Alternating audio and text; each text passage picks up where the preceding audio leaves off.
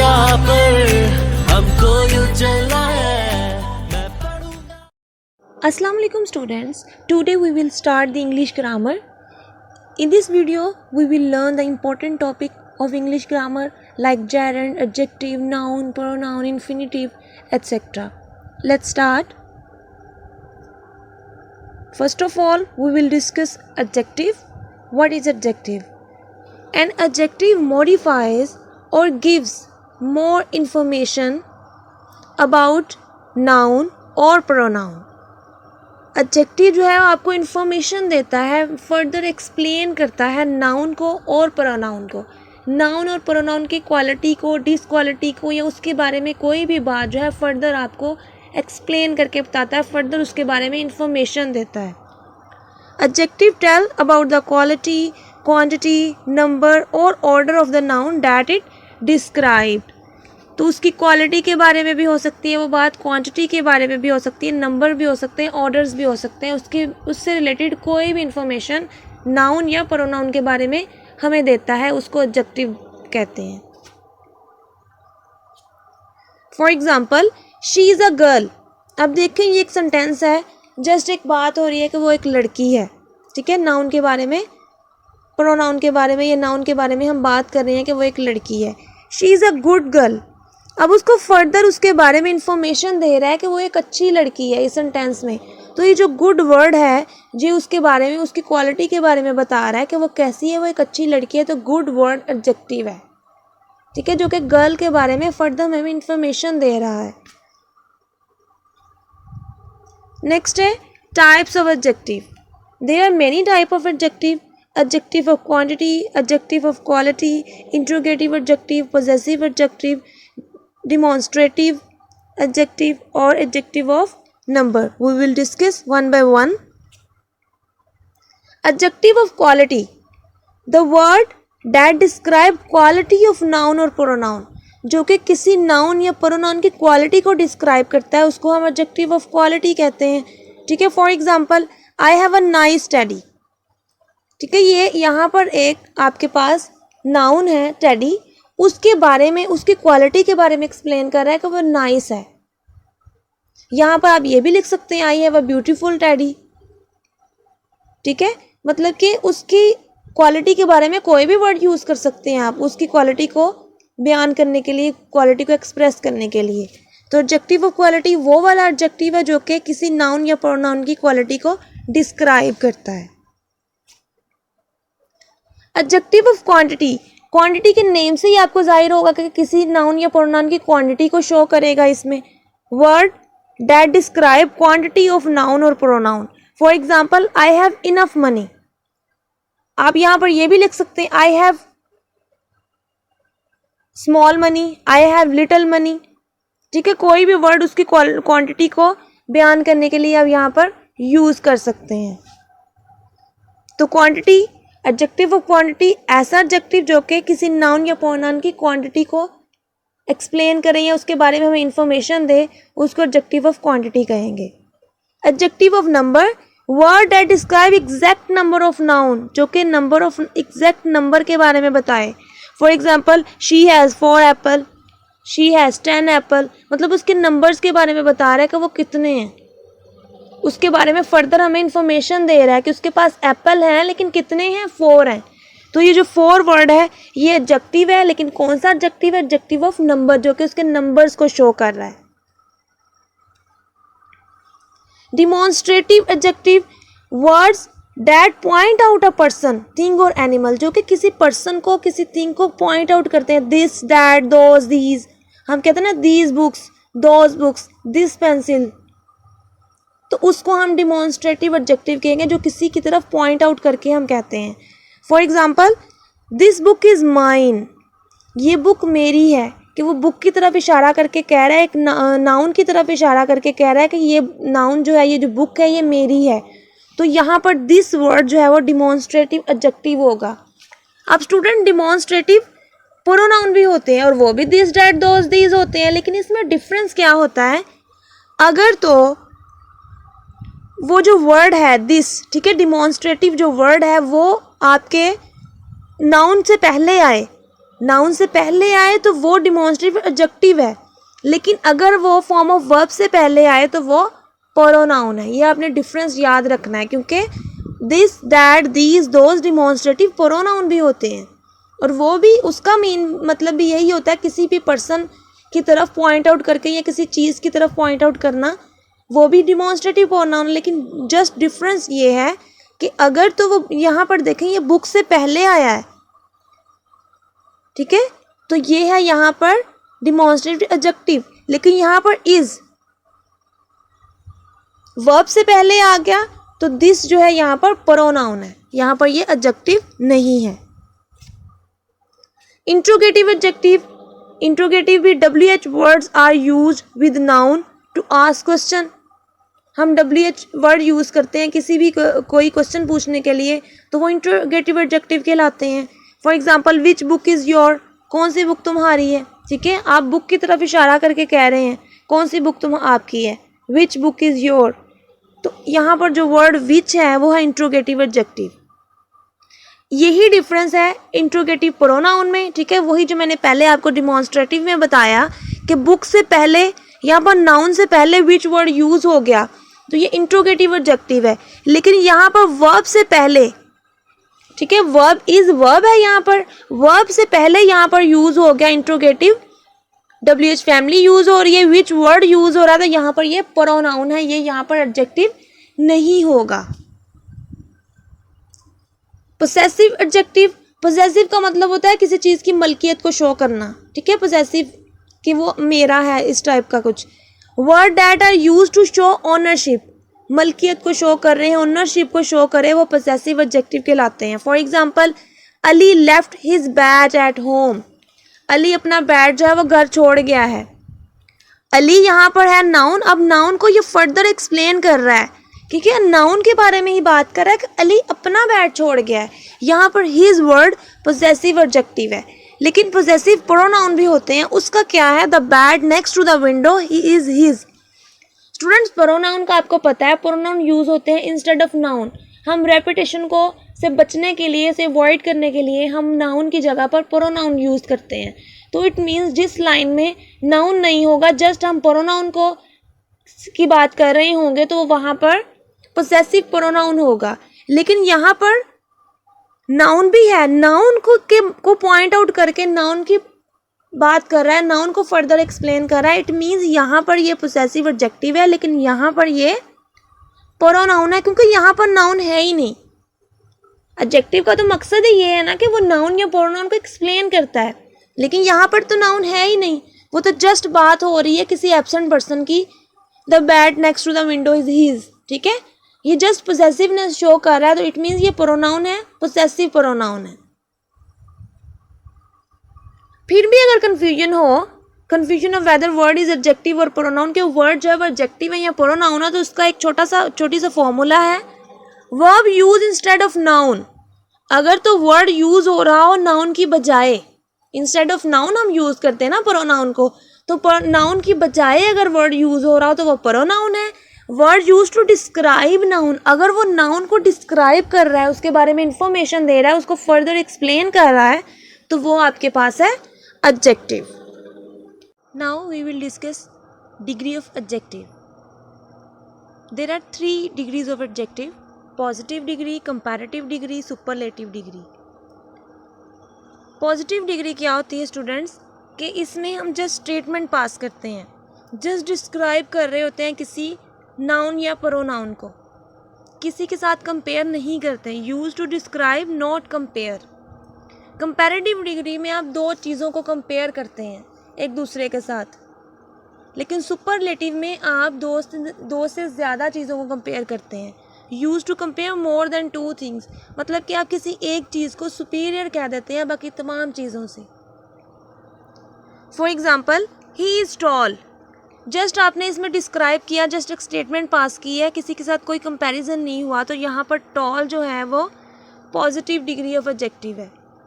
He is taller than me, he और me के दरमियान कंपैरिजन हो रहा है यहाँ पर कि वो जो है मुझसे ज़्यादा लंबा है, तो 2 चीज़ों का कंपैरिजन है, तो यहाँ पर टॉलर जो है वो कंपैरेटिव डिग्री है। He is tallest in the class, कि वो पूरी क्लास में लंबा है, उसको ज़्यादा चीज़ों के साथ कंपेयर किया गया, तो यहाँ पर टॉलेस्ट जो है वो सुपरलेटिव डिग्री है। नेक्स्ट है डिग्रीज बताई गई हैं किस तरह आपने बनानी है, पॉजिटिव से कंपैरेटिव और सुपरलेटिव डिग्री कैसे बनानी है। By adding E R for comparative and E S T for superlative. Bright के साथ ई आर लगाओगे तो ब्राइटर बन जाएगा, ई एस टी लगाएंगे तो सुपरलेटिव बन जाएगा। इसी का कोल्ड है और स्ट्रॉन्ग है, ये भी ऐसे ही बनेंगे। By adding R for comparative, कुछ ऐसे वर्ड्स होते हैं जिसमें जस्ट हमें आर ऐड करना पड़ता है, बिकॉज ई जो है वो ऑलरेडी जैसे दिया गया होता है। फॉर एग्जांपल फाइन में ई ऑलरेडी है, वाइज में है, ठीक है, वाइट में भी है, तो हम यहाँ पर ई आर नहीं जस्ट आर लगाएंगे कंपैरेटिव बनाने के लिए, और एस टी लगाएंगे सुपरलेटिव के लिए। Fine, finer, finest, wise, wiser, wisest. कुछ होते हैं एडजेक्टिव जिसको इर्रेगुलर एडजेक्टिव कहते हैं, उसमें हमें ई आर और ई एस टी लगाने की ज़रूरत नहीं पड़ती, जैसे कि गुड, बेटर, बेस्ट, ठीक है, इनकी डिग्रीज, गुड की डिग्री ऑफ कंपैरेटिव बेटर है और सुपरलेटिव बेस्ट है। Bad, worse, worst, little, less, least.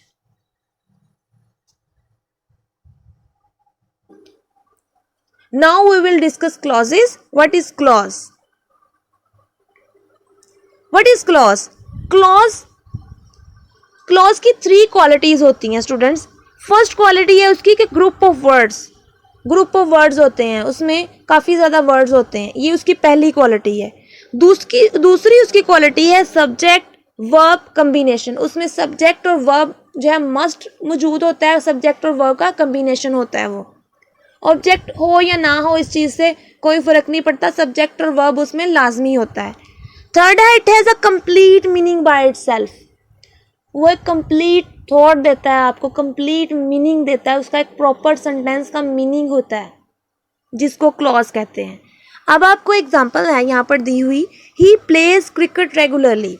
अब हम देखते हैं ग्रुप ऑफ वर्ड्स है, ये ग्रुप ऑफ वर्ड्स है 1 2 3 4, इसमें ही है, प्लेज है, क्रिकेट है, रेगुलरली है, ठीक है। 4 इसमें जो है वो दिए गए हैं, वर्ड्स दिए गए हैं, ठीक है।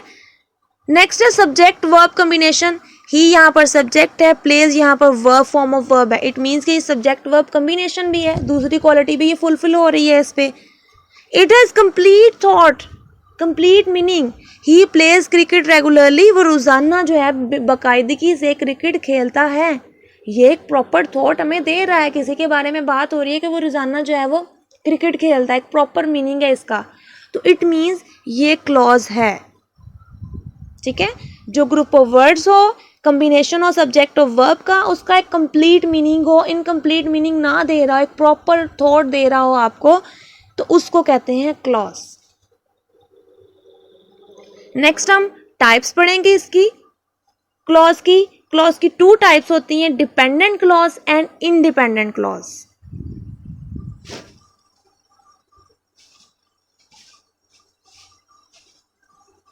स्टूडेंट्स, क्लॉजेस की टाइप्स डिपेंडेंट और इंडिपेंडेंट डिस्कस करने से पहले हम डिस्कस कर लेते हैं टाइप्स ऑफ सेंटेंसेस, और उसी में हम डिपेंडेंट और इंडिपेंडेंट क्लॉजेस को भी डिस्कस कर लेंगे। Kinds of sentences, simple sentence, compound sentence and complex sentence. We will discuss one by one, लेकिन पहले हम डिस्कस कर लेते हैं इंडिपेंडेंट और डिपेंडेंट क्लॉज के बारे में, इससे आप के कॉन्सेप्ट जो है वो ज़्यादा क्लियर हो जाएंगे। An independent clause is a clause that can stand alone as a sentence. It expresses a complete thought. Independent clause के नेम से ही स्टूडेंट्स आपको जाहिर होता है मीन के आज़ाद, इसको किसी पर डिपेंड करने की ज़रूरत नहीं पड़ती, ये अकेले एग्जिस्ट कर सकता है, इसका एक प्रॉपर मीनिंग होता है, प्रॉपर थॉट होती है, ठीक है। For example, our planets revolve around the sun, ठीक है, जितने भी हमारे प्लैनेट्स जो हैं वो सूरज के गिर्द रिवॉल्व करते हैं, ये एक प्रॉपर थॉट दे रहा है आपको, प्रॉपर मीनिंग दे रहा है ये sentence. This is independent clause. Next है डिपेंडेंट क्लॉज। डिपेंडेंट मीन किसी पर मुनहसिर होना, किसी पर इन्हसार करना, डिपेंड करना, और अ सबॉर्डिनेट क्लॉज, इसको सबॉर्डिनेट क्लॉज भी कहते हैं, इसके 2 नेम है, is one that can not stand alone as a complete sentence, ये अकेले एग्जिस्ट नहीं कर सकता।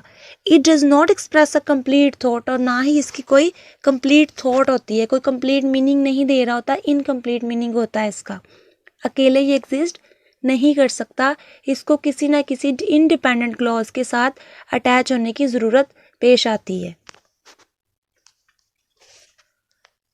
When the president arrive, अब एग्जाम्पल देखें students, when the president arrive, इसका एक प्रॉपर मीनिंग नहीं है, जब प्रेसिडेंट आता है। इट मीन्स इसको किसी न किसी सेंटेंस के साथ लिंक क्रिएट करने की ज़रूरत है।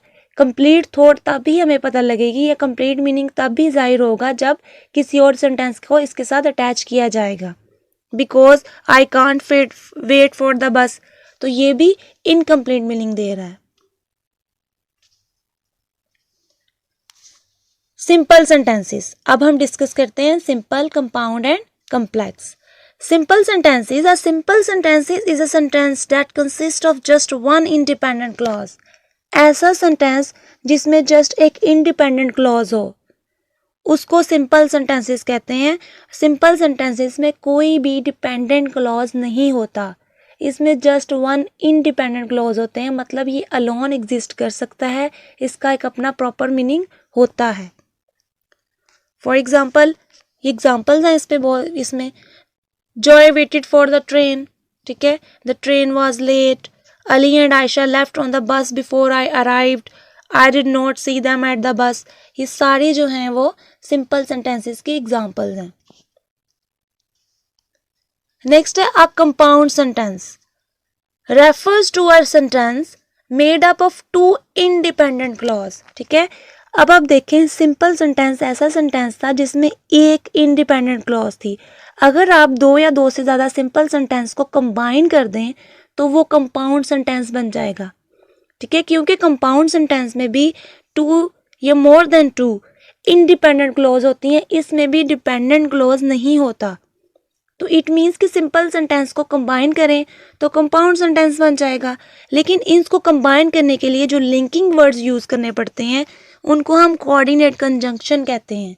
इनके दरमियान लिंक क्रिएट करने के लिए जो वर्ड्स यूज़ करने पड़ते हैं, जो लिंकिंग वर्ड्स होते हैं, उनको कोऑर्डिनेट कंजंक्शन बोलते हैं। इनको याद करने के लिए आप ये वर्ड यूज़ कर सकते हैं, फैन बॉयज़।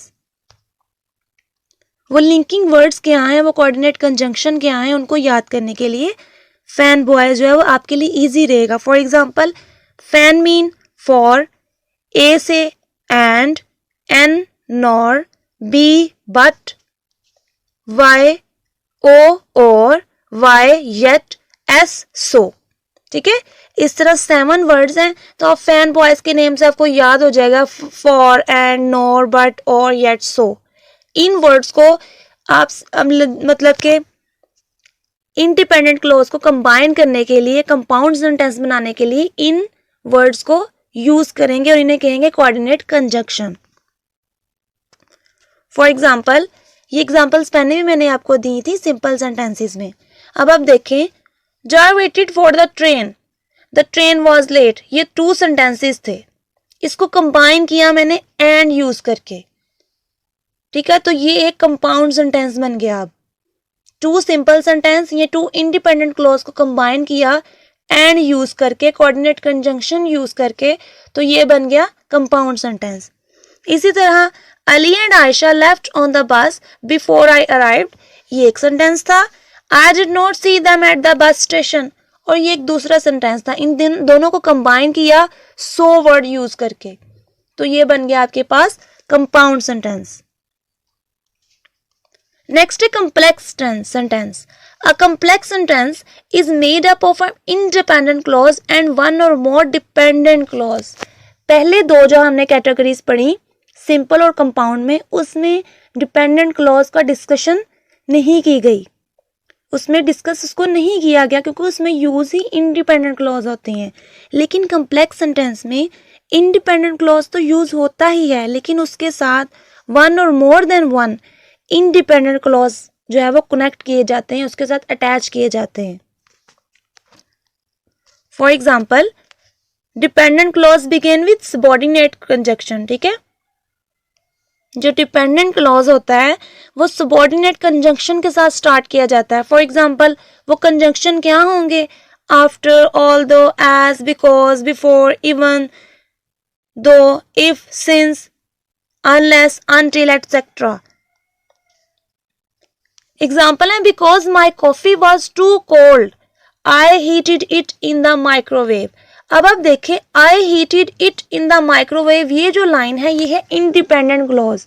ये आपको एक प्रॉपर मीनिंग दे रही है, एक मुकम्मल थॉट आपको मिल रहा है कि I heated it in the microwave. But because my coffee was too cold, ये डिपेंडेंट क्लॉज है, इसका एक प्रॉपर मीनिंग नहीं है। तो इन दोनों को कंबाइन करके आपने कम्प्लेक्स सेंटेंस बना दिया।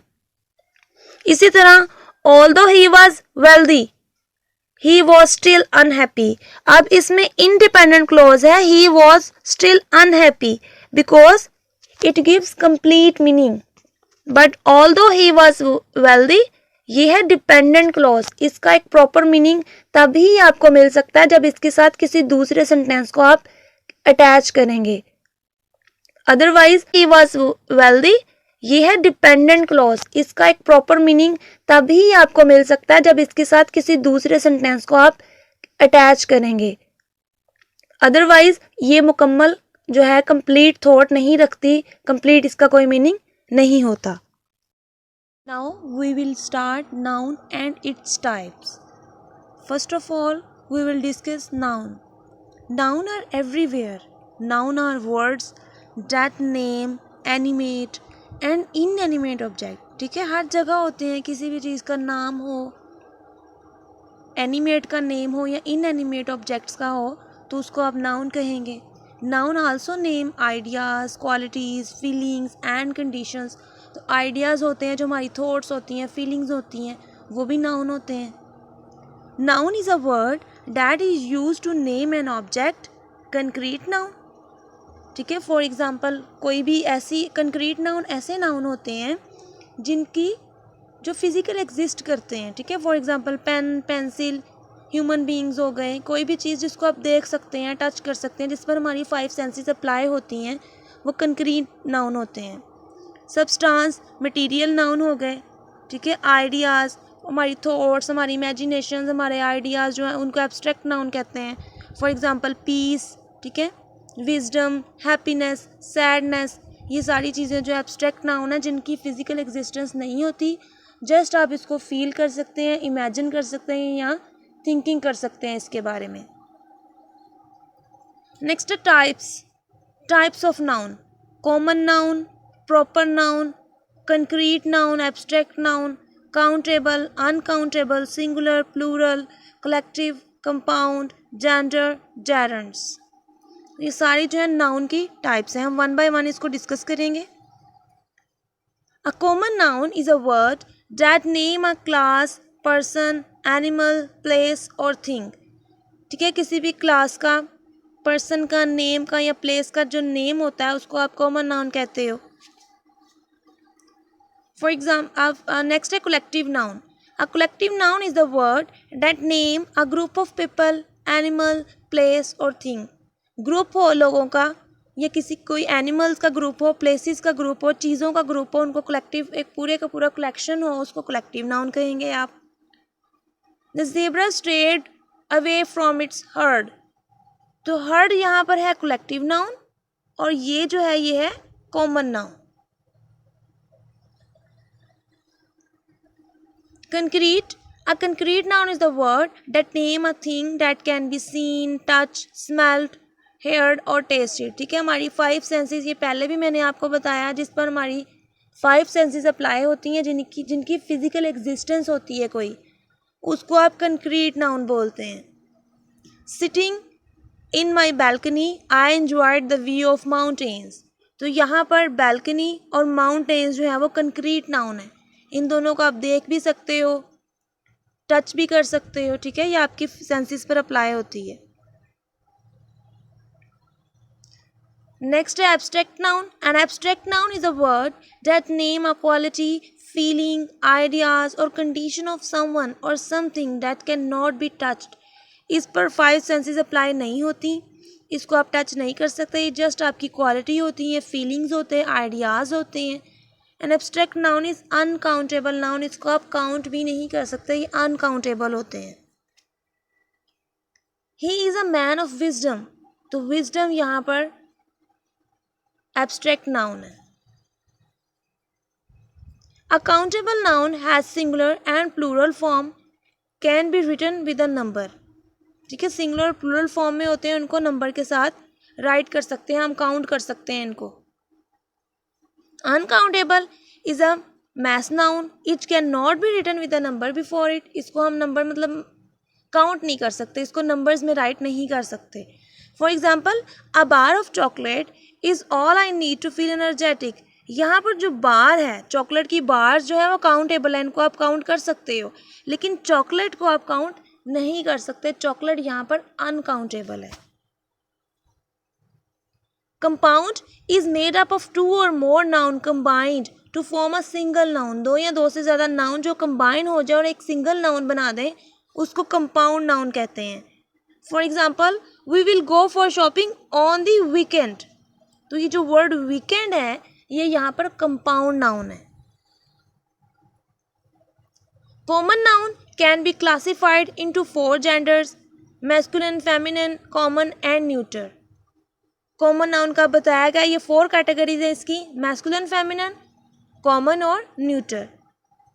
मैस्कुलिन फेमिनिन का आपको पता है जेंडर्स होते हैं, फीमेल और मेल का, तो man are to women as bulls are to the cows, तो यहाँ पर मैन जो है ये मैस्कुलिन है और वुमेन जो है वो फेमिनिन है, और बुल्स यहाँ पर मैस्कुलिन और cows feminine.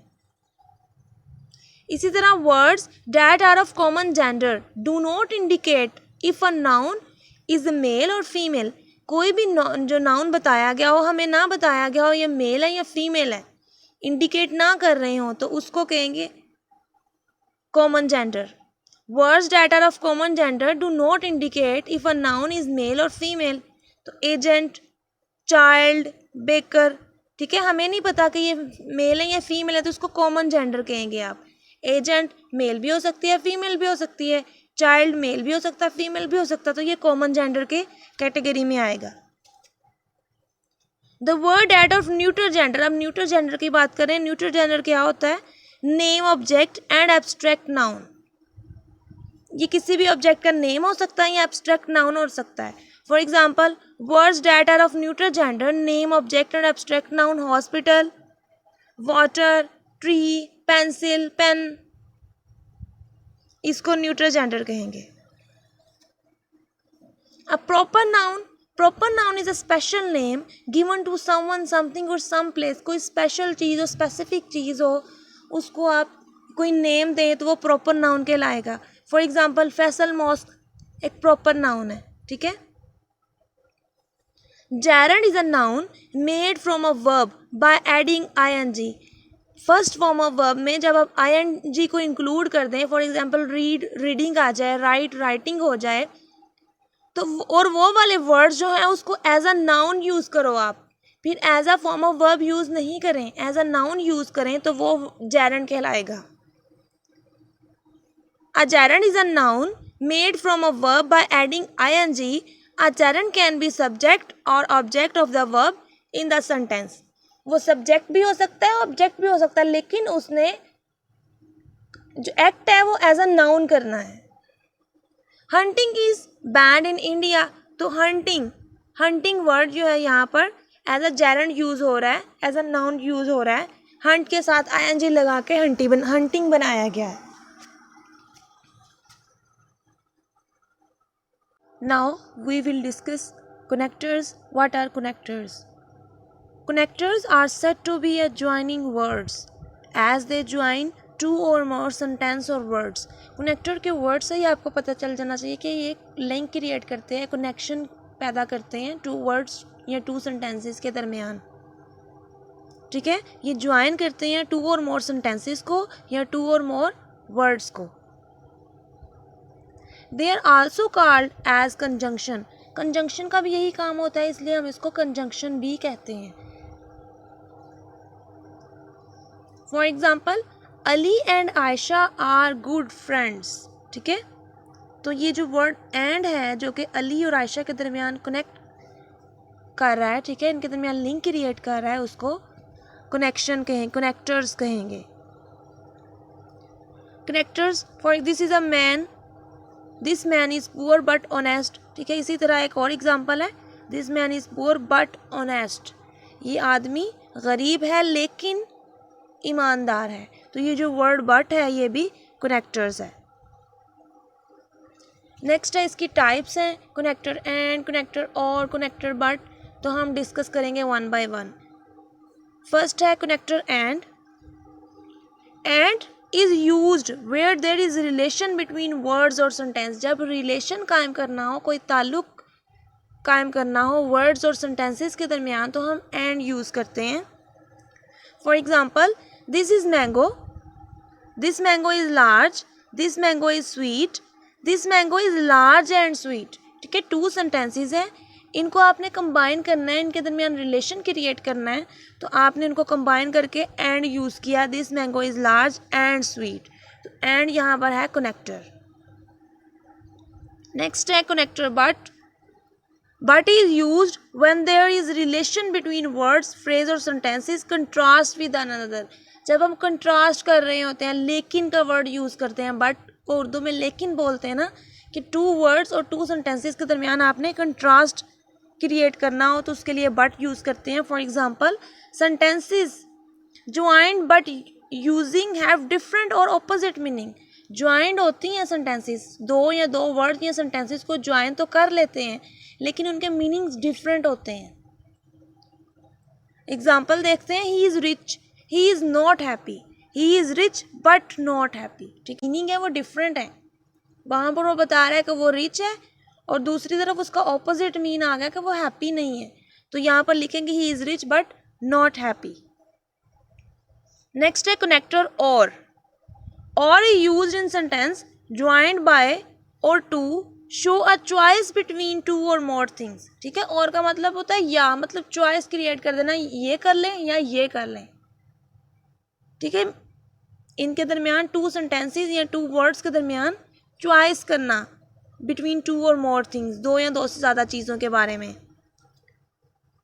For example Ayesha may be in the house, Ayesha may be in the garden, Ayesha may be in the house और गार्डन, ठीक है। तो यहाँ पर ये जो और वर्ड है ये है कनेक्टर और।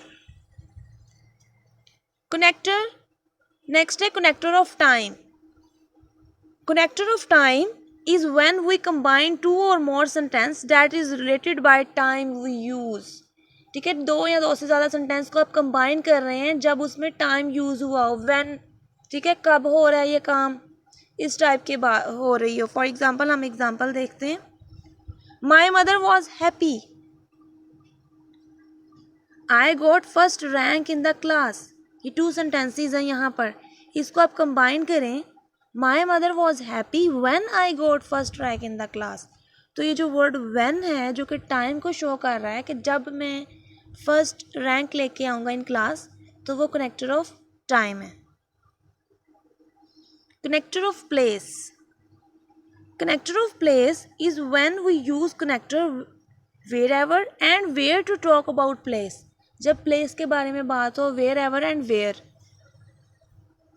For example wherever mother goes the baby goes with her, ठीक है। जहाँ मदर जाती है, जो बेबी है वो भी उनके साथ ही जाता है। The baby goes where the mother goes, इसका भी वही मीनिंग है।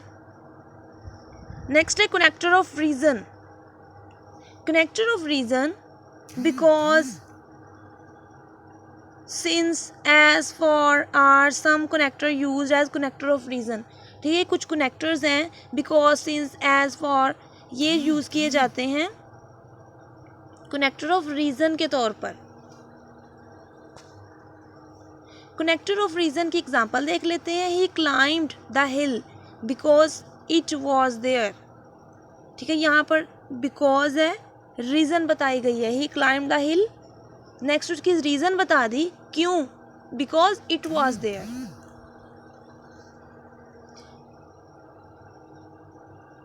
जो कि नाउन की जगह पर इस्तेमाल किया जाता है, ठीक है, उसको हम प्रोनाउन कहते हैं। फॉर एग्जांपल स्टूडेंट्स, अगर आप कायद-ए-आज़म ऐसे राइट कर रहे होते हो, ठीक है, तो कायद-ए-आज़म का नेम हम फर्स्ट पे लिखते हैं, फर्स्ट लाइन में Quaid-e-Azam was born in Karachi. उसके बाद हम हर लाइन में कायद-ए-आज़म का वर्ड यूज़ नहीं करते, हम कायद-ए-आज़म की बजाय ही यूज़ करते हैं। तो रेपिटेशन से अवॉइड करने के लिए हम नाउन की जगह पर प्रोनाउन को यूज़ करते हैं। तो ही यहाँ पर जो वर्ड होगा वो होगा प्रोनाउन, ठीक है। कायद-ए-आज़म नाउन है और कायद-ए-आज़म को बार बार रिपीट करने के बजाय हम एक स्पेसिफिक वर्ड यूज़ करते हैं उसके लिए ही, तो ही is a pronoun. There are many types of pronoun. First of all, we discuss about personal pronoun. They stand for persons.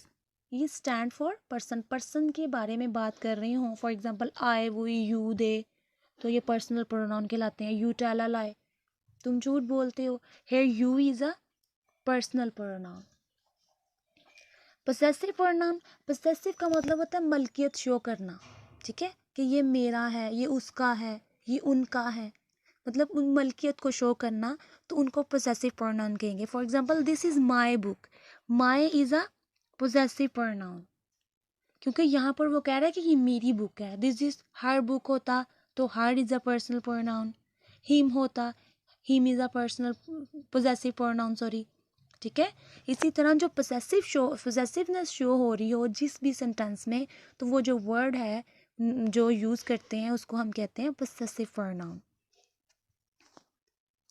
Demonstrative pronoun, the pronoun used to point out the object, ठीक है, non living things को, objects को point out करने के लिए हम use करते हैं demonstrative pronoun. For example, this, that, these, those, इनको हम कहेंगे demonstrative pronoun. Indefinite pronoun which do not refer to particular और स्पेसिफिक पर्सन, ये किसी स्पेशल पर्सन के लिए यूज़ नहीं किया जाता, इसके लिए हम ओवरऑल बात कर रहे होते हैं किसी भी चीज़ के बारे में। For example, nobody, everyone, everybody, ठीक है, ओवरऑल बात कर रहे हैं तो हम इंडेफिनिट प्रोनाउन कहेंगे उसको।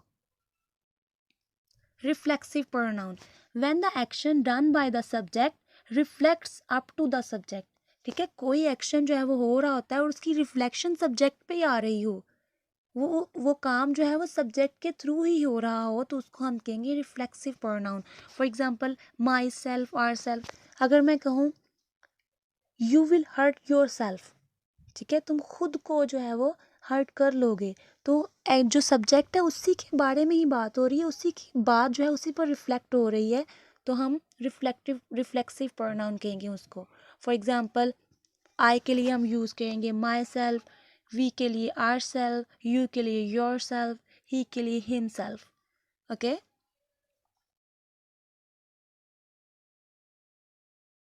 now we will discuss adverb and its type, but first we will discuss about the adverb. An adverb is a word that modifies a verb, an adjective, an other adverb or even a whole sentence. Adverb एक ऐसा word है जो कि further modify करता है, further explain करता है verb को, एडजेक्टिव को, एंड अदर एडवर्ब को और इवन अ होल सेंटेंस, पूरे के पूरे सेंटेंस को भी मॉडिफाई करता है। For example, she speaks nicely. Speaks यहाँ पर है एक्शन वर्ब, मेन वर्ब है, ठीक है। शी स्पीक्स, वो बोलती है। हाउ, कैसे बोलती है? नाइसली। नाइसली वर्ड जो है वो फर्दर एक्सप्लेन कर रहा है स्पीक्स को कि वो बड़ा अच्छा, वो बड़ा नाइस बोलती है, तो नाइसली वर्ड यहाँ पर एडवर्ब है जो कि फर्दर मॉडिफाई कर रहा है, एक्सप्लेन कर रहा है वर्ब को। Types of adverb, there are many types of adverb.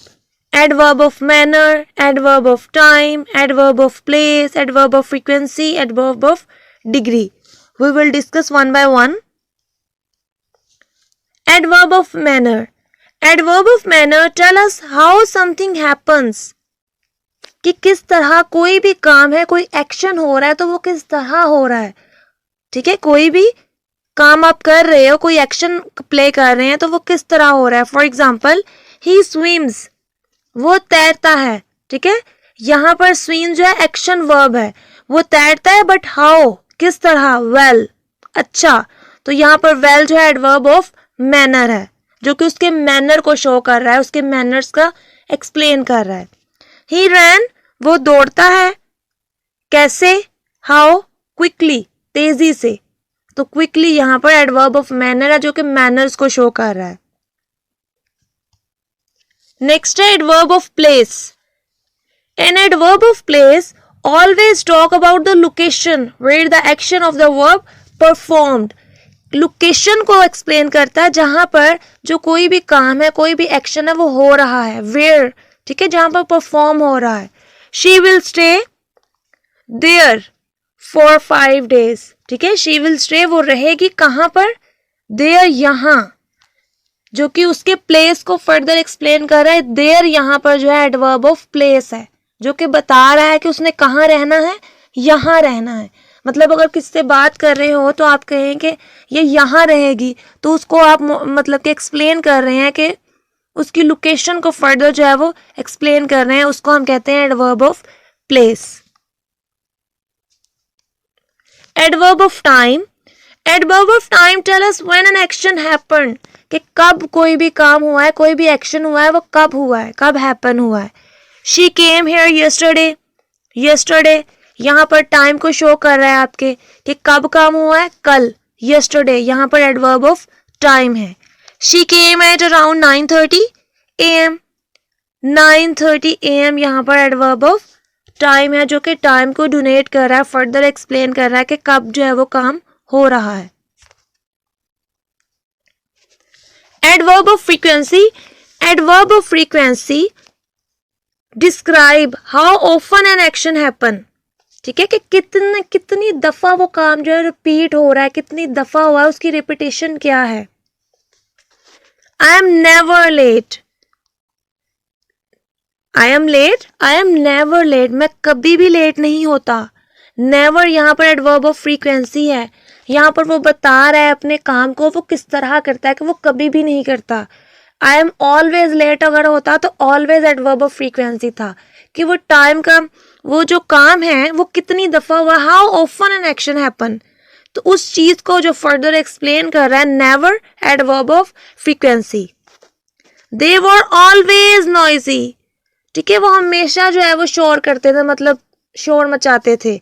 Always, हमेशा, तो ये यहां पर है adverb of frequency. Adverb of degree जो है, what is adverb of degree, ये इंटेंसिटी को शो करता है, किसी भी काम की इंटेंसिटी को, शिद्दत को। Adverb of degree tell us about the intensity of something. Today the weather is hot, but today the weather is too hot, कि आज जो मौसम है वो बहुत गर्म है। तो ये जो टू वर्ड है, ये है एडवर्ब ऑफ डिग्री, जो कि इंटेंसिटी को शो कर रहा है कि गर्म तो है आज का मौसम, लेकिन बहुत गर्म है। Two is adverb of degree. She is so sweet, ठीक है, वो बहुत स्वीट है। तो ये जो सो है, ये इंटेंसिटी शो कर रहा है, ये है एडवर्ब ऑफ डिग्री, जो कि फर्दर उसको एक्सप्लेन कर रहा है। She is very. Now we will discuss the position of adverb, कि एडवर्ब जगह पर आपने फिट करने हैं, किस जगह पर आपने राइट करने हैं। The position of an adverb in the type, ठीक है, in the sentence depend on what type of adverb it is. 3 तरह की पोजीशन होती हैं स्टूडेंट्स। एक इनिशियल पोजीशन होती है, ठीक है, इनिशियल पोजीशन मीन सेंटेंस जो है आपका, उसके सबसे पहले फ्रंट पे आपने एडवर्ब यूज़ कर दिया, वो इनिशियल हो जाएगी, ठीक है। मिड पोजीशन का मतलब सेंटर में कर देना। सेंटर में करने का मिड का मतलब है कि जो मेन वर्ब है, मेन वर्ब से पहले आपने एडवर्ब यूज़ करना है, और वो होगी आपकी मिड पोजीशन। और एंड पोजीशन मीन कि किसी भी सेंटेंस के सबसे लास्ट पे लिख देना, ठीक है। जैसे मैंने अभी आपको एग्जांपल दी थी, we watch movie every Sunday, तो एवरी संडे जो है ये एंड पोजीशन की एग्जांपल है, ठीक है, क्योंकि इसके लास्ट पे आपने एडवर्ब यूज़ किया। Next there are 3 normal position, वही जो मैंने आपको पहले बता दिया। फ्रंट पोजीशन है, उसकी एग्जांपल दी हुई है। Suddenly the phone rang, fortunately nobody was injured, may be I will go for work, ठीक है, कि स्टार्ट में आपने लिख दिया तो फ्रंट पोजीशन होगी, और अगर आपने मेन वर्ब से पहले लिख दिया तो वो उसकी मिड पोजीशन होगी। ये देखिए यहाँ पर I always exercise before work, तो एक्सरसाइज से मेन वर्ब है, उससे पहले आपने लिख दिया ऑलवेज, तो ये आपका एडवर्ब है। इसी तरह they have completely forgotten, completely adverb है और इसको आपने वर्ब से पहले राइट किया, ये मिड पोजीशन है। He was probably late for the interview, तो ये जो है आपका पास एडवर्ब है और ये आपने वर्ब से पहले लिखा है। She slowly began to recover, तो स्लोली आप। नेक्स्ट है लास्ट पे end position at the end of clause, you speak English well, ठीक है। यहाँ पर स्टूडेंट्स देखें वेल लास्ट पे दिया गया है। प्लीज सिट देयर, ये देयर लास्ट पे है, इट मीन्स ये एंड पोजीशन है। दे क्वाइट डिनर क्वाइटली, तो ये लास्ट पे है। अब इसके कुछ रूल्स हैं कि आपने कैसे करना है। Do not place an adverb between verb and its object, मैंने आपको ये बताया कि आपने जो एडवर्ब यूज़ करना है वो आपका या तो स्टार्ट पे होगा या लास्ट पे होगा या मेन वर्ब से पहले होना चाहिए। आप कभी भी मेन वर्ब के बाद और ऑब्जेक्ट से पहले, यानी कि वर्ब और ऑब्जेक्ट के दरमियान में एडवर्ब को यूज़ नहीं कर सकते। यहाँ पर एग्जांपल है आई केयरफुली पेंटेड द हाउस, आप ऐसे नहीं कर सकते आई पेंटेड केयरफुली द हाउस, ये रॉन्ग होगा। वर्ब और ऑब्जेक्ट के दरमियान में एडवर्ब नहीं आ सकता, हमेशा आपने मेन वर्ब के पहले लिखना है या पूरे सेंटेंस के लास्ट पे या फुल सेंटेंस के स्टार्ट पे। I carefully painted the house भी ठीक है, I painted the house carefully ये भी ठीक है, लेकिन I painted carefully the house ये रॉन्ग है। इसी तरह उन्होंने कुछ एग्जांपल दी हुई हैं। Let's meet weekly to discuss this, ऐसे भी आ सकता है। I call my mother daily, कि ज़रूरी नहीं है आपने एडवर्ब जो है वो आपने, सम टाइम ऐसे होता है एडवर्ब जो है वो आपके स्टार्ट पे भी आ सकता है, लास्ट पे भी फिट हो रहा होता है और सेंटर में भी फिट हो रहा होता है।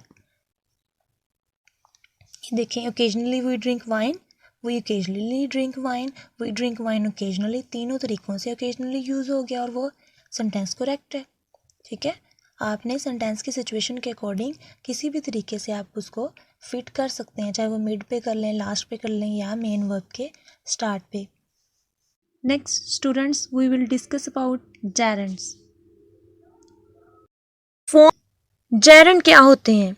जेरेंड्स are the words that are formed with verb but act as a noun, ठीक है। जेरेंड ऐसे वर्ड्स होते हैं जिनको फर्स्ट फॉर्म के साथ आईएनजी लगाकर बनाया जाता है लेकिन उसको एज अ नाउन यूज किया जाता है। Every gerund is a verb with ING tag to its tail, ठीक है। फॉर एग्जांपल रीड वर्ड है, रीड के साथ आईएनजी लगाकर रीडिंग यूज कर दें और रीडिंग को एज अ नाउन यूज करें सेंटेंस में तो वो जेरेंड कहलाएगा। राइट को राइटिंग बना दें और राइटिंग को एज अ नाउन यूज करें तो वो जेरेंड बन जाएगा, लेकिन ये लाजमी है कि उसको एज अ नाउन यूज करें। A gerund is the ing form of the verb that function the same as a noun. जो फंक्शन नाउन का होता है वही फंक्शन gerund प्ले करता है। फॉर एग्जाम्पल, अब ये एग्जाम्पल देखें, ही इज रनिंग, ही यहाँ पर सब्जेक्ट है, इज यहाँ पर हेल्पिंग वर्ब है और रनिंग है first form plus ING, run के साथ आईएनजी लगाकर रनिंग यूज किया और ये सेंटेंस है प्रेजेंट कंटिन्यूस का। और यहाँ पर running as a noun use नहीं हो रहा, ये फर्स्ट फॉर्म प्लस आईएनजी है और ये फॉर्म ऑफ वर्ब के तौर पर ही यूज हो रहा है। इट मीन्स रनिंग यहाँ पर जेरेंड नहीं है। But running is fun, running दौड़ना है, फन है एक, ठीक है। यहाँ पर running first form plus ING ही है, रन प्लस आईएनजी लगाकर रनिंग बना दिया तो रनिंग यहाँ पर एज अ नाउन यूज हो रहा है, तो रनिंग यहाँ जेरेंड है, ठीक है। फर्स्ट फॉर्म प्लस आईएनजी जरूरी नहीं है कि हर सेंटेंस में जेरेंड ही हो, अगर तो वो word as a noun use हो रहा है तो वो जेरेंड है, अदरवाइज वो जेरेंड नहीं है। अब यहाँ पर रनिंग जेरेंड है बट इस एग्जाम्पल में रनिंग जेरेंड नहीं है। फॉर एग्जाम्पल अगर मैं कहूँ शी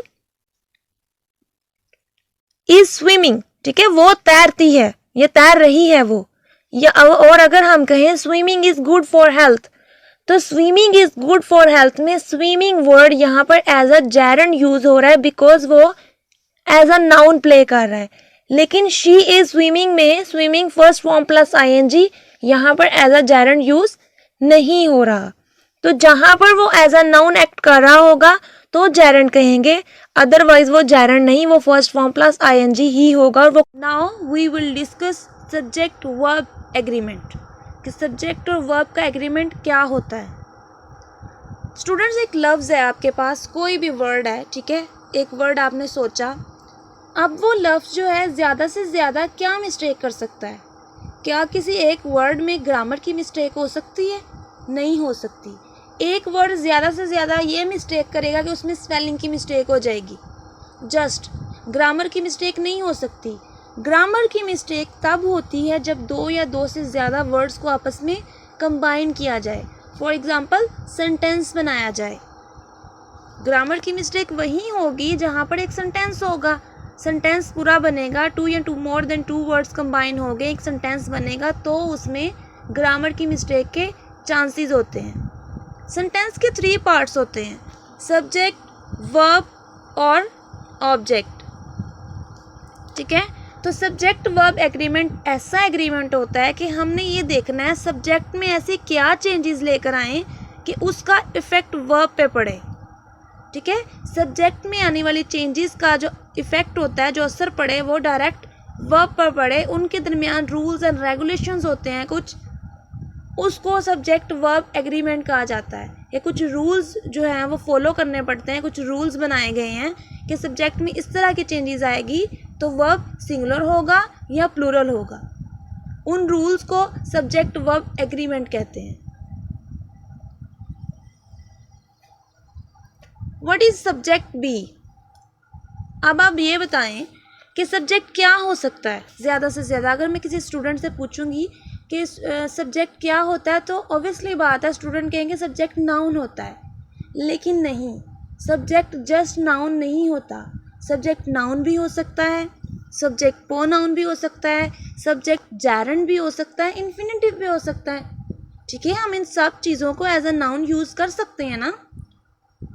नाउन तो है ही नाउन, प्रोनाउन को हम नाउन की जगह पर रिपीटेशन से अवॉइड करने के लिए यूज़ करते हैं। जेरंड भी एज अ नाउन यूज़ होता है और इन्फिनेटिव भी एज अ नाउन। तो हम सब्जेक्ट की जगह पर इन चारों चीज़ों को यूज़ कर सकते हैं।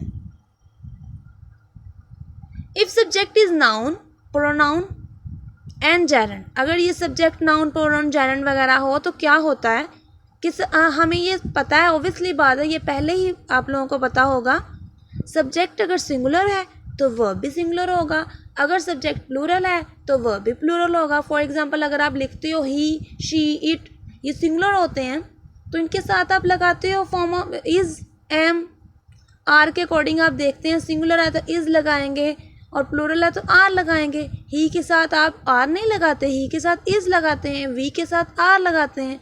तो अगर आपके पास सब्जेक्ट सिंगुलर है तो वर्ब भी सिंगुलर होगा, are, is, am, are verb है ना, तो उसके अकॉर्डिंग। इसी तरह अगर सब्जेक्ट प्लूरल होगा तो वर्ब जो है वो भी प्लूरल होगा। ये सिंपल सी बात है, ये अब सबको पता होगी। नेक्स्ट हम आते हैं अब एग्रीमेंट्स पे। तो एग्रीमेंट में कौन से रूल्स हैं, कौन से रेगुलेशन हैं जो कि हमें फॉलो करने पड़ते हैं। सबसे पहले आर्टिकल की बेस पे क्या एग्रीमेंट है। सब्जेक्ट जो है स्टूडेंट्स, उसमें एडजेक्टिव भी आ सकता है। एडजेक्टिव को भी हम एज अ सब्जेक्ट यूज़ कर सकते हैं। फॉर एग्जांपल जैसे पुअर है, पुअर, नीडी, ब्लाइंड, रिच, ये सारे एडजेक्टिव हैं, ये नाउन नहीं है। और इन एडजेक्टिव को आप एज अ सब्जेक्ट भी यूज़ करते हो। अगर किसी एडजेक्टिव को सब्जेक्ट में एज अ नाउन इस्तेमाल करें तो उसकी जो जमा होगी, जो उसका प्लूरल फॉर्म होगी, वो एस लगाकर नहीं बनाएंगे बल्कि दा लगाकर बनाएंगे। फॉर एग्जांपल अगर आपके पास ऐसा कोई सेंटेंस है, the blind are not rich, तो इसका मतलब है ब्लाइंड, आपको पता है कि ब्लाइंड अंधे को कहते हैं और अंधा सिंगुलर कंसीडर किया जाता है। लेकिन अगर किसी सेंटेंस में ब्लाइंड के साथ दी लगा दें तो इट मीन्स कि वो प्लूरल है, वो सिंगुलर नहीं है। ब्लाइंड एक एडजेक्टिव है। एडजेक्टिव का आपने जब प्लूरल की बात करनी है तो प्लूरल को आपने ब्लाइंड्स नहीं करना, एस का एडिशन नहीं करना, बल्कि उसके साथ दा लगाना है। तो इट मीन्स कि जब एडजेक्टिव के साथ दी लगा दिया तो वो प्लूरल हो गया। ठीक है, नाउन की जगह पर आपने एडजेक्टिव को यूज़ किया। अगर कोई adjective as a subject use हो रहा है, नाउन की जगह पर इस्तेमाल हो रहा है, तो उसकी जो प्लूरल फॉर्म होगी वो एस लगाकर नहीं बल्कि दा लगाकर बनाएंगे। इसी तरह दी पुअर होगा तो इट मीन्स कि वो प्लूरल है। दी पुअर आर, पुअर्स नहीं कहेंगे हम, पुअर्स ग्रामेटिकली रॉन्ग है। नीडी है तो दा नीडी, तो ये प्लूरल फॉर्म है। दा रिच, ये प्लूरल फॉर्म है, हम इनके साथ एस का एडिशन नहीं करें। अगर कोई adjective as a subject use हो रहा है, नाउन की जगह पर इस्तेमाल हो रहा है, तो उसकी जो प्लूरल फॉर्म होगी वो एस लगाकर नहीं बल्कि दा लगाकर बनाएंगे। इसी तरह दी पुअर होगा तो इट मीन्स कि वो प्लूरल है। दी पुअर आर, पुअर्स नहीं कहेंगे हम, पुअर्स ग्रामेटिकली रॉन्ग है। नीडी है तो दा नीडी, तो ये प्लूरल फॉर्म है। दा रिच, ये प्लूरल फॉर्म है, हम इनके साथ एस का एडिशन नहीं करेंगे, ये प्लूरल फॉर्म होगी और प्लूरल फॉर्म में ही दा यूज करते हैं। नेक्स्ट जो रूल है इसका, the philosopher are and the writer are dead. और सेकंड इसकी एग्जांपल है, the philosopher and the writer is dead. अगर देखें आप, अगर दो नाउन यूज हो रहे हैं किसी सेंटेंस में और दोनों नाउन के साथ आर्टिकल इस्तेमाल कर रहे हैं दा, तो इट मीन्स कि वो उसका जो वर्ब है वो प्लूरल होगा, कि वो प्लूरल हैं। कैसे? क्योंकि दी फिलोसोफर एंड द राइटर, ये दो लोगों की बात हो रही, दो लोगों को पॉइंट आउट किया जा रहा है कि the philosopher and the writer, it means कि ये प्लूरल हैं और इसके लिए हम फॉर्म ऑफ वर्ब भी प्लूरल लगाएंगे, आर यूज़ करेंगे। द फिलोसोफर एंड राइटर, अब यहाँ पर एक के साथ आर्टिकल यूज़ किया है द, दूसरे के साथ राइटर के साथ यूज़ नहीं किया। इट मीन्स कि एक पर्सन को की बात कर रहे हैं, एक ही पर्सन है जो फिलोसोफर भी है और राइटर भी है, तो इसके साथ हम जो फॉर्म ऑफ वर्ब है वो सिंगल लगाएंगे, प्लूरल नहीं लगाएंगे।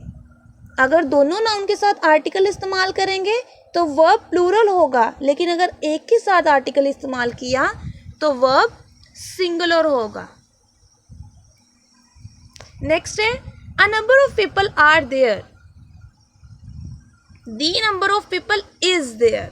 अब इसमें डिफरेंस देखें, अगर किसी सेंटेंस में आ नंबर का वर्ड यूज हुआ है, आ नंबर या दा नंबर, आ नंबर के साथ आप जो फॉर्म ऑफ वर्ब यूज करेंगे वो प्लूरल होगा, और अगर दा नंबर लिखा हो तो दा के साथ जो फॉर्म ऑफ वर्ब होगा वो सिंगुलर होगा। ये आपने अपने माइंड में याद रखना है। आ नंबर होगा तो फॉर्म ऑफ वर्ब आप प्लूरल लगाएंगे, दी नंबर होगा तो फॉर्म ऑफ वर्ब आप सिंगुलर लगाएंगे। The number of people is there, a number of people are there, ये रूल है। अब हम आते हैं अकॉर्डिंग टू कंजंक्शन। कंजंक्शन के अकॉर्डिंग अगर चेंज आए तो फॉर्म ऑफ वर्ब में क्या चेंजेस आएगी। एग्जाम्पल देखते हैं, he as well as his teacher is going there, his class teachers as well as he are going there. Students, as well as, along with और with हमेशा nouns को आपस में मिलाते हैं। ठीक है, दो नाउन्स होंगे उनको आपस में उनके दरमियान लिंक क्रिएट करेंगे, as well as, with, along with और विद। इससे पहले वाले नाउन के मुताबिक आपने फिर वर्ब चूज करना है। ठीक है, मतलब कि एज वेल एज यूज हो रहा है, इससे पहले वाला जो नाउन है उसके अकॉर्डिंग आपने वर्ब को चूज करना है। क्या था यहाँ पर, ही के अकॉर्डिंग आपने हिज लगा दिया। अब दूसरे वाले सेंटेंस में क्या था, हिज क्लास टीचर्स, ये प्लूरल था तो प्लूरल के अकॉर्डिंग आपने यहाँ पर आर लगा दिया। जब भी ये वर्ड्स यूज हो रहे हों किसी भी सेंटेंस में तो इट मीन्स कि वो टू नाउन्स को आपस में मिला रहे हैं, तो जो फर्स्ट वाला नाउन होगा उसके अकॉर्डिंग आपने फॉर्म ऑफ वर्ब को चूज करना है। उसके अकॉर्डिंग आपने वर्ब को चूज़ करना है, ठीक है। यहाँ पर ही था तो आपने सिंगुलर वर्ब लगा दिया, यहाँ पर हिज क्लास टीचर्स थे, प्लूरल थे, तो आपने प्लूरल वर्ब चूज़ कर लिया, वो लगा दिया। नेक्स्ट है एडजेक्टिव के अकॉर्डिंग क्या चेंजेस आएंगी। अब यहाँ पर स्टूडेंट्स एडजेक्टिव है each, every, neither, none, either, any. अब ये जो 3 वर्ड्स हैं ये प्लूरल के लिए यूज़ की जाते हैं, लेकिन 2 लोगों के लिए। जब हम 2 चीज़ों के बारे में, 2 थिंग्स के बारे में, 2 मतलब लोगों के बारे में बात कर, आइदर, नन, आइदर, एनी। अब ये जो 3 वर्ड्स हैं ये प्लूरल के लिए यूज़ की जाते हैं, लेकिन 2 लोगों के लिए। जब हम 2 चीज़ों के बारे में, 2 थिंग्स के बारे में, 2 मतलब लोगों के बारे में बात कर रहे होते हैं तो हम ईच, नाइदर और आइदर लगाते हैं। लेकिन अगर हम 2 से ज़्यादा के बारे में बात कर रहे होते हैं तो एवरी, नन और एनी लगाते हैं। 2 के लिए ये और 2 से ज़्यादा के लिए ये, मतलब ईच की जगह पर एवरी आ जाएगा, नाइदर की जगह पर नन, ये इनका पेयर है। ठीक है कि 2 की अगर हम बात करेंगे तो ईच आएगा, 2 से ज़्यादा की बात करेंगे तो एवरी। ये नहीं हो सकता ईच की जगह आप नन लगा दें, नो, ये इनका पेयर है। 2 की बात करें ये आएगा, 2 से ज़्यादा की नन। इसी तरह 2 की बात करेंगे तो ये, और 2 से ज़्यादा की एनी। लेकिन ये होते तो प्लूरल के लिए यूज़ हैं, ये भी प्लूरल के लिए यूज़ हो रहे हैं 2 के लिए और ये मोर देन 2 के लिए, ठीक है। लेकिन इन सब के साथ आप वर्ब यूज़ करेंगे सिंगुलर। वर्ब यहाँ पर सिंगल यूज़ करेंगे, आप प्लूरल नहीं यूज़ करेंगे। इनमें से कोई भी वर्ड आ जाए। For example, neither of 2 students is going there, ठीक है। नाइदर ऑफ 2 स्टूडेंट इज, यहाँ पर, और ये एक और चीज़ मैं बता दूँ आपको, यहाँ पर 2 लगाना ज़रूरी था, क्योंकि मैंने पहले ही आपको बताया कि इन तीनों वर्ड्स के साथ, इन तीनों वर्ड्स का मतलब है 2 चीज़ों की बात हो रही है, ठीक है, 2 लोगों की बात हो रही है। तो अगर आप नाइदर के साथ 2 नहीं लगाएंगे तो नहीं पता लगेगा, 2 लगाना मस्ट है यहाँ पर, ठीक है। अगर आपने 2 नहीं लगाना तो फिर एवरी आएगा कि 2 से ज़्यादा की बात हो रही, every students is going there. तो स्टूडेंट्स किसी भी सेंटेंस में ये वर्ड्स अगर यूज़ हो रहे होंगे तो आपने जो वर्ब चूज़ करना है वो सिंगल ही चूज़ करना है।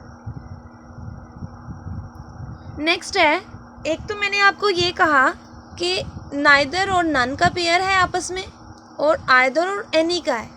लेकिन इसके अलावा नाइदर के साथ नॉर भी यूज़ होता है, और आइदर के साथ और भी यूज़ किया जाता है। Neither Aslam nor his class teachers are going there, ठीक है, एक पेयर इनका भी होता है। अगर नाइदर या आइदर के बाद नॉर और लगा हो, ठीक है, तो नॉर या और के बाद आने वाले सब्जेक्ट के अकॉर्डिंग आपने वर्ब लगाना है। नाइदर और नॉर यूज हो रहा हो, या नाइदर और नॉर यूज हो रहा हो किसी सेंटेंस में, या आइदर और यूज हो रहा हो, तो आपने क्या करना है, नॉर और के बाद जो आने वाले सब्जेक्ट होंगे, फॉर एग्जांपल नॉर के बाद आने वाला जो सब्जेक्ट है उसके अकॉर्डिंग आपने वर्ब चूज करना है। इसके बाद सब्जेक्ट क्या आया है, his class teachers. His class teachers क्या है, प्लूरल, तो उसके अकॉर्डिंग आपने वर्ब चूज किया आर, ठीक है, वर्ब आपने प्लूरल चूज किया। अगर यहाँ पर होता his class teachers, neither his class teachers nor Aslam, तो असलम के साथ आपने लगाना था इज,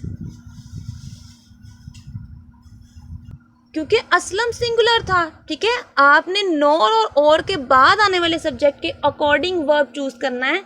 तो असलम अगर नॉर के बाद आता तो आप यहाँ पर यूज करते आर, इज। अब यहाँ पर था हिज क्लास टीचर्स, तो टीचर्स यहाँ पर प्लूरल हैं, तो आपने चूज किया यहाँ पर लगाया आर, वर्ब चूज किया यहाँ पर प्लूरल, क्योंकि सब्जेक्ट आपके पास है प्लूरल। नेक्स्ट है नाइदर, एग्जाम्पल है यहाँ पर, neither is he going there nor is staying at home. अगर तो नाइदर के बाद भी एक क्लॉज है यहाँ पर देखें, और नॉर के बाद भी एक क्लॉज है, ठीक है। नोर और नाइदर के बाद जब कोई क्लॉज आता है तो वो इंट्रोगेटिव सेंटेंस में चेंज करेंगे हम। वो इंट्रोगेटिव बनेगा नहीं, जस्ट उसका structure according to interrogative sentence आपने करना है, जिसको इन्वर्जन बोलते हैं। इंट्रोगेटिव नहीं हो जाएगा, वो एक क्वेश्चन वाला फिक्रा या सवालिया फिक्रा नहीं बन जाएगा, वो रहेगा नॉर्मल सिंपल ही, लेकिन उसकी जो स्ट्रक्चर है वो आपने इंट्रोगेटिव के अकॉर्डिंग चेंज कर देना है। ठीक है, कैसे? यहाँ पर इज़ ही गोइंग लगा दिया, क्योंकि नॉर्मल फिक्रात में जो अफर्मेटिव सेंटेंसेस होते हैं उसमें ही पहले आना था और इस बाद में। ठीक है, लेकिन आपने इसको इन्वर्जन कहना है, इन्वर्जन फॉर्म में ले आए, क्योंकि ये इंटेंसीफाई कर रहा है किसी फिक्रे पर। ये जो सेंटेंस है इस पर जोर दे रहा है, इंटेंसीफाई कर रहा है कि ना तो वो घर रह रहा है ना ही वो हमारे साथ जा रहा है। ठीक है, इसका मीन है कि ना तो वो घर रह रहा है ना ही हमारे साथ जा रहा है। वो एक गुस्से में ये बात की जाती है कि इंटेंसीफाई कर रहे होते हैं, आप एक जोर दे रहे होते हैं किसी को, तो यहाँ पर इन्वर्जन फॉर्म में ले आते हैं, आप इंट्रोगेटिव स्ट्रक्चर बना देते हैं, लेकिन वो क्वेश्चन मार्क वाला सेंटेंस इंट्रोगेटिव सेंटेंस नहीं बन जाता, जस्ट उसका स्ट्रक्चर चेंज हो जाता है कि हेल्पिंग वर्ब जो वर्ब होता है वो पहले आ जाता है, इस पहले आ गया, और ही जो है वो बाद में चला गया, जो सब्जेक्ट है वो बाद में लगा दिया हमने। स्टूडेंट, ये थे कुछ रूल्स। ठीक है, तो आपने इसको अच्छे से कर लेना है। ये ग्रामेटिकली मैंने सारा आपको एक पूरी वीडियो बना दी है। अगर कोई भी कंफ्यूजन होगी तो आप मुझसे पूछ सकते हैं। la la la la la la la la